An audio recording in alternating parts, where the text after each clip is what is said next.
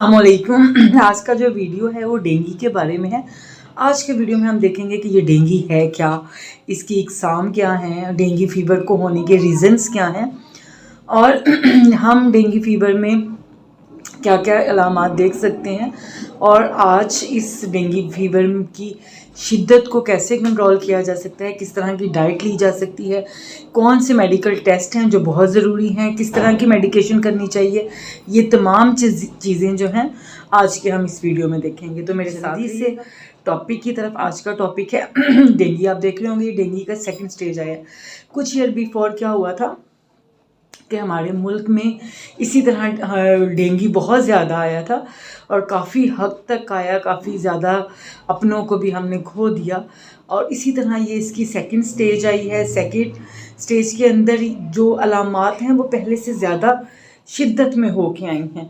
तो सबसे पहले आप सब जानते हैं कि डेंगू जो है वो एक बड़े ही साफ़ सुथरे सफाई पसंद मच्छर की वजह से होता है जो साफ़ पानी में रहता है। आपने इसकी बहुत डिटेल्स, बहुत ज़्यादा अवेयरनेस स्कूल्स में, छोटे लेवल में, बड़े लेवल में, हर जगह पे लोगों को दी गई और हमारे मुल्क में बहुत ज़्यादा इसकी कोशिश की गई और जिसकी वजह से काफ़ी साल हम इस मर्ज़ से बचे रहे। लेकिन इस साल हम दोबारा, क्योंकि जब कोरोना का ये फेज़ था, आजकल जो पेशेंट आ रहे हैं समझ नहीं आ रही, फ़ीवर इतने हाई हैं और बहुत डिफ़िकल्ट है उसमें जज करना कि ये डेंगू का फ़ीवर है, कोरोना का फ़ीवर है या ये टाइफाइड फ़ीवर है। आप हॉस्पिटल्स में जाके नज़र मारें तो पेशेंट से हॉस्पिटल भरे हुए हैं और दोबारा से जो डेंगू है वो बहुत ज़्यादा फैल रहा है। और अब वो जो स्टेज है इसमें जो अलामात हैं वो ज़्यादा शिद्दत से सामने आ रही हैं। फ़ीवर है तो वो ज़्यादा शिद्दत से है।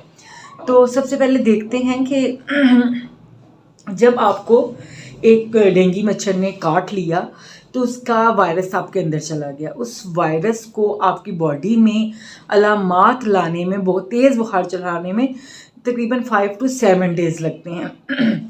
वो आपके एंटर हुआ, उसने वहाँ जाके रेप्लिकेशन स्टार्ट की, अपनी अफजाइश की, रेप्लिकेशन से वहाँ जाके उस ऑर्गन को उसने नुकसान पहुँचाना शुरू किया।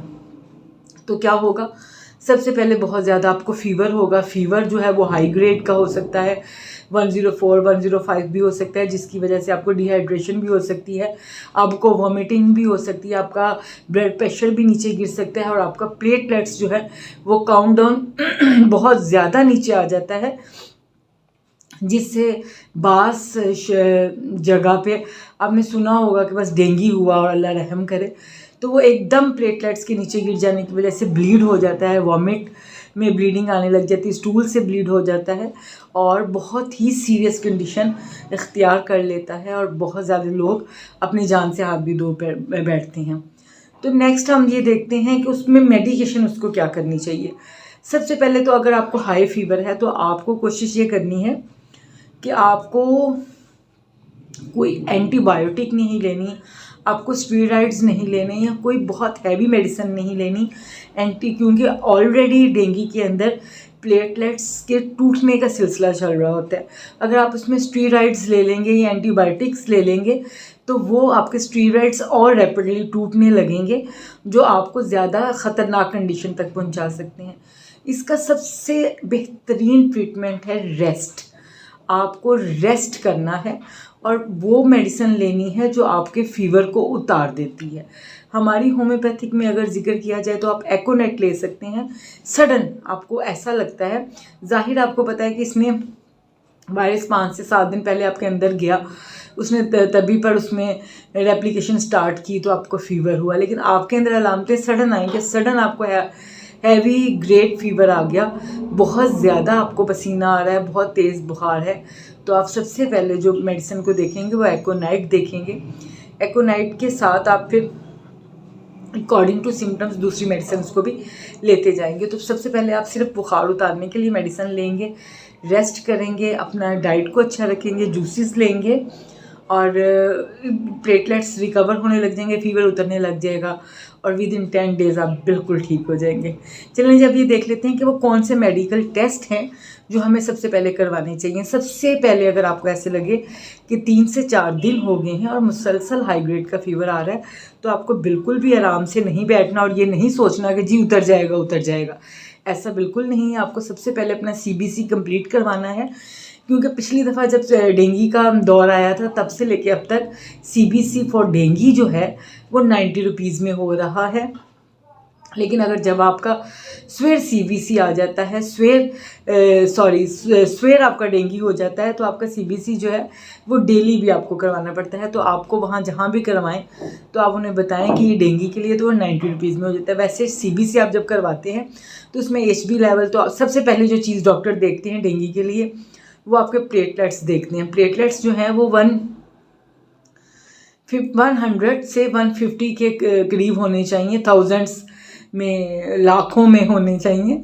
तो उसमें होता क्या है कि सबसे पहले प्लेटलेट्स को देखा जाता है कि प्लेटलेट्स जो है आपके वो ठीक हैं, वो बहुत ज़्यादा डाउन नहीं हैं। तो उसके बाद आपका HB देखा जाता है, उसके बाद आपका HCT देखा जाता है। HCT क्या देखते हैं कि आपके ब्लड के अंदर का जो पानी है वो तो कम नहीं हो रहा, ज़्यादा हाई फीवर की वजह से आपको पता है कि आपके ब्लड का पानी भी कम होने लगता है, जिसकी वजह से आपको डिहाइड्रेशन हो जाती है, जिसकी वजह से आपका ब्लड प्रेशर ड्रॉप हो जाता है और जिसकी वजह से सडन डेथ भी हो सकती है।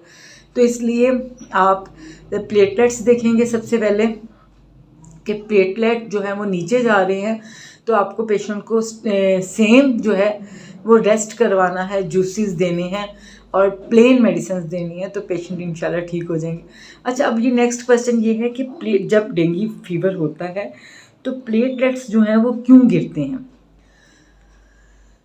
जिस वक्त हमारे अंदर कोई वायरस गया, उसने जाके वहाँ मल्टीप्लिकेशन शुरू की, अपनी ग्रोथ शुरू की, तो उस वक्त क्या होता है कि हमारी बॉडी का इम्यून सिस्टम जो है वो भी एक्टिव हो जाता है। जब आधी रात को आपके घर का बाहर दरवाज़ा अचानक तेज़ तेज़ खटकने लग जाए, तो सबसे पहले आप अपने जो घर में आपने कोई हथौड़ा, कोई डंडा, कोई पिस्टल, कोई चीज़ अपने दफा के लिए रखी होती है ना, सबसे पहले आप वो उसको जाके पकड़ते हैं, फिर दरवाजे पे पूछते हैं कि कौन है। सेम इसी तरीके से जैसे ही वायरस कोई अंदर आ जाता है तो हमारा इम्यून सिस्टम उससे लड़ने के लिए रेडी हो जाता है। जब वो लड़ने के लिए रेडी होता है तो वो कुछ कॉम्प्लीमेंट्स बनाता है। जब वो कुछ कॉम्प्लीमेंट्स बनाता है जो लड़ते हैं आपके वायरस से, आपके वायरस को, डेंगू वायरस को ख़त्म करने के लिए, वो कॉम्प्लीमेंट जब लड़ते हैं, क्योंकि उसने डेंगू वायरस को तो मार देते हैं, लेकिन उसके साथ साथ कुछ प्लेटलेट्स भी डाउन होने लग जाते हैं। यानी कि आपके घर में कोई चोर आया, इजी वर्ड में आपको समझाती हूँ ना, आपके घर में किसी ने अचानक धावा बोल दिया, चलें फ़र्ज़ कर लें दरवाज़ा खोला और किसी ने पत्थरों की बौछार करना शुरू कर दी, तो आप भी अपनी सबसे पहले सेफ्टी के लिए तो पीछे किसी चीज़ों में छुपेंगे कि आप बचें। उसके बाद आप भी वो चीज़ या पत्थर या कोई चीज़ ढूंढ के उनको मारेंगे। अब क्या हुआ कि जीते आप या जीते वो, उसमें नुकसान किसका हो रहा है? आपका घर भी टूट रहा है, शीशे की चीज़ें, नाजुक चीज़ें हैं वो भी टूट गई, फर्श भी टूट गया, टाइल्स भी टूट गई, तो काफ़ी नुकसान हो गया ना। इस अंदर और बाहर की जंग में सेम इसी तरह वायरस, फीवर का, डेंगू वायरस और हमारे इम्यून सिस्टम की जंग के दरमियान जो नुकसान होता है वो प्लेटलेट्स का होता है। प्लेटलेट्स जो हैं वो जल्दी से रैपिडली नीचे आने लग जाते हैं। पहला रीज़न तो ये है। सेकंड रीज़न में होता है क्या कि जब वायरस आपके अंदर जाता है तो आपके सारे ऑर्गन्स, जितने ऑर्गन्स अल्लाह पाक ने बनाए, तमाम ऑर्गन्स के अंदर जाता है, जाके हर जगह पे बैठ जाता है और वहाँ पर अपनी मल्टीप्लिकेशन स्टार्ट कर देता है। तो जब वहाँ पर उनकी अफजाइश होती है तो ज़ाहिर है वो ऑर्गन जो है वो डैमेज, जो भी ऑर्गन है वो डैमेज होना शुरू हो जाता है। सेम इसी तरह वो ब्लड के अंदर जाता है और ब्लड में, क्योंकि प्लेटलेट्स ब्लड में होते हैं और सबसे पहले इनका हमला प्लेटलेट्स पे होता है, तो प्लेटलेट्स काउंटडाउन कम हो जाती है। फिर उसके बाद हमारी बोन मैरो में आपको पता है RBC और WBC जो है वो हमारी बोन मैरो में होता है। जब हमारी बोन मैरो में भी ये वायरस जाता है और वहाँ पर भी जाके ये अपनी मल्टीप्लिकेशन करता है, तो वहाँ पर भी ये अफेक्ट करने लगता है हमारे WBC पर, हमारे प्लेटलेट्स पर। तो इस तरह ग्रेजुअली जो है वो हमारी बॉडी के अंदर से प्लेटलेट्स जो है वो ड्रॉप होने लग जाते हैं। जब वो ड्रॉप होने लगते हैं तो सडन वीकनेस होती है, और अगर ये 50 से भी नीचे चले जाएं तो उन्हें फिर प्लाज्मा दिया जाता है, ताकि सडन प्लेटलेट्स दिए जाते हैं ताकि उनकी ज़िंदगी बचाई जा सके। जो सीवियर कंडीशंस होती हैं उसमें स्टूल में ब्लीडिंग स्टार्ट हो जाती है या उनके वॉमिटिंग में ब्लीडिंग स्टार्ट हो जाती है, तो ऐसी कंडीशन में जो है वो बहुत ज़्यादा ही ख़तरनाक होती है। अब हम देख लेते हैं प्लेटलेट्स क्यों जाते हैं। अब हम देख लेते हैं ट्रीटमेंट भी मैंने आपको इसका बता दिया।